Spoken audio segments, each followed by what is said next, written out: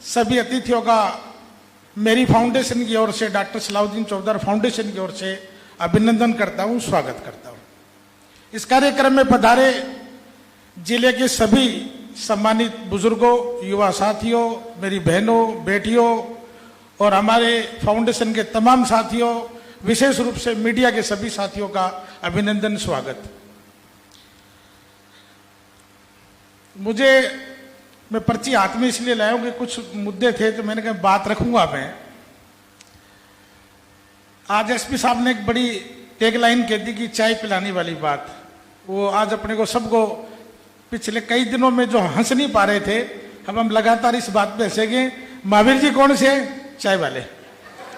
तो हकीकत बता रहा हूं, इस लाइन में सबसे पीछे जो लोग खड़े हैं, अजय कुमार काला, पवन जी अलड़िया, सीताराम जी और चाय वाले सरंगसक साहब तो ही हैं।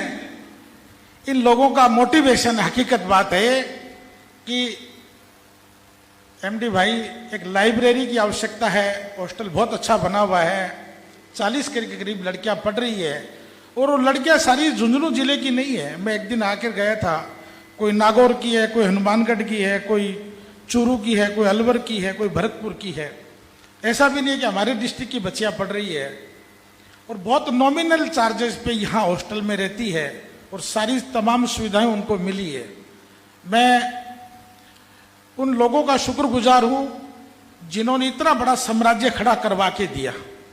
अकेले महावीर जी ने कोशिश की और आप सब लोगों ने मदद की, जब जाके अंबेडकर भवन बना, अंबेडकर छात्रावास बना।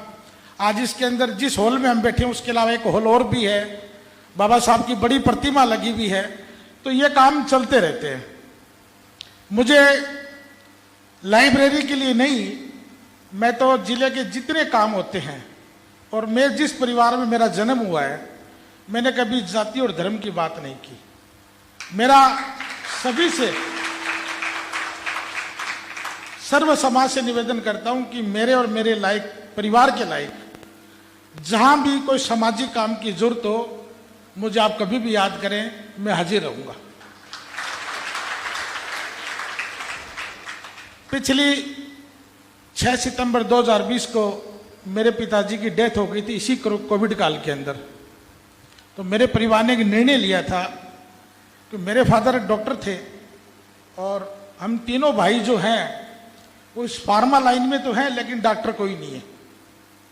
बच्चे बन रहे हैं, तो डैडी की भरपाई कैसे पूरी हो, इसके लिए हमने परिवार ने घोषणा की थी कि झुंझुनू को एक 100 बेड का हॉस्पिटल बनाकर देंगे, जो नो लॉस और नो प्रॉफिट के आधार पर बनेगा।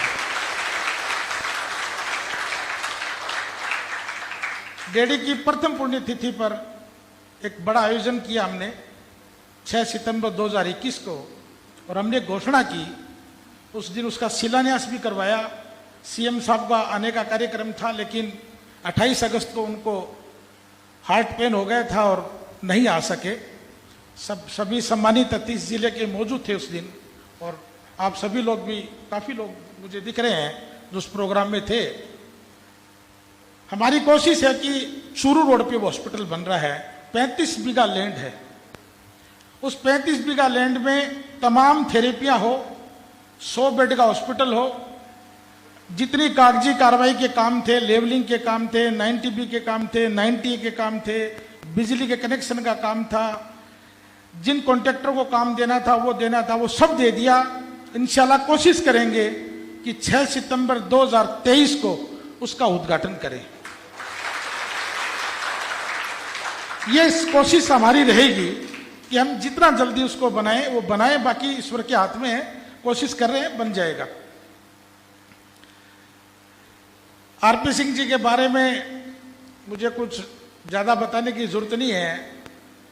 झुंझुनू में जब आप एसपी थे, मेरा छोटा भाई सलीम, जो आजकल मुंबई है, फिल्मी दुनिया का आदमी है, और आपके बड़े बेटे रवि, उन्होंने दोनों ने ग्रेजुएशन साथ की थी।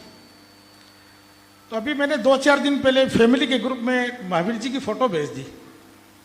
तो मेरे को कहा एमडी यार ये वही महावीर जी है क्या जो एसपी साहब के बंगले पे आते थे मेरे यहाँ वही है। तो इस परिवार से, साहब के परिवार से हमारा बड़ा पुराना रिश्ता रहा है।